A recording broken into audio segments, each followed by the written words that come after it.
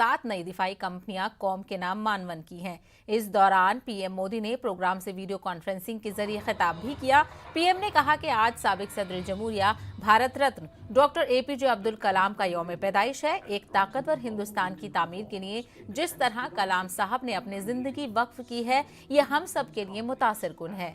PM Modi ने मजीद कहा कि 7 नई कंपनियां एपीजे अब्दुल कलाम के एक काबिल कौम के अज़्म को मजीद मजबूत करेंगी।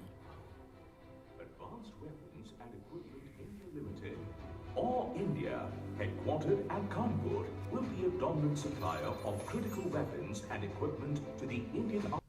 41 ऑर्डिनेंस फैक्ट्रीज को नए स्वरूप में किए जाने का निर्णय, 7 नई कंपनियों की ये शुरुआत देश की इसी संकल्प यात्रा का हिस्सा है। ये निर्णय पिछले 15-20 साल से लटका हुआ था।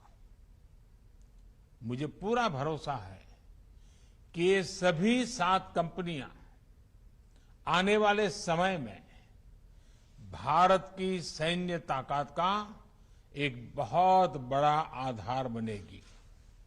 साथियों, हमारी ऑर्डिनेंस फैक्ट्रीज कभी दुनिया की शक्तिशाली संस्थाओं में गिनी जाती थी। इन फैक्ट्रीज के पास 100-150 साल से भी ज्यादा का अनुभव है। विश्व युद्ध के समय भारत की ऑर्डिनेंस फैक्ट्रीज का दमखम दुनिया ने देखा है। समय के साथ भारत अपनी सामरिक जरूरतों के लिए विदेशों पर निर्भर होता गया। इस स्थिति में परिवर्तन लाने में ये नई 7 डिफेंस कंपनियां बहुत बड़ी भूमिका निभाएगी।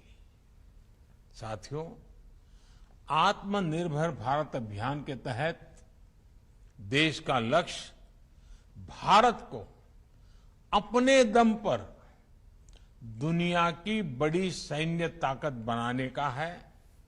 भारत में आधुनिक सैन्य इंडस्ट्री के विकास का है।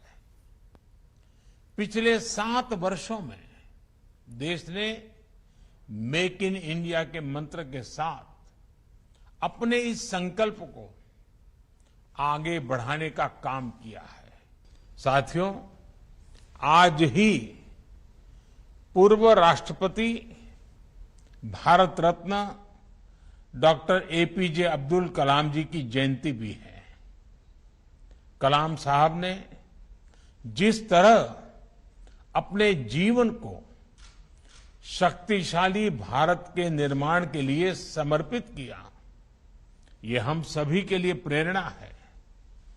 रक्षा क्षेत्र में आज जो 7 नई कंपनियां उतरने जा रही है, वो समर्थ राष्ट्र के उनके संकल्पों को और मजबूती देगी। के मृदुल अग्रवाल ने जेईई एडवांस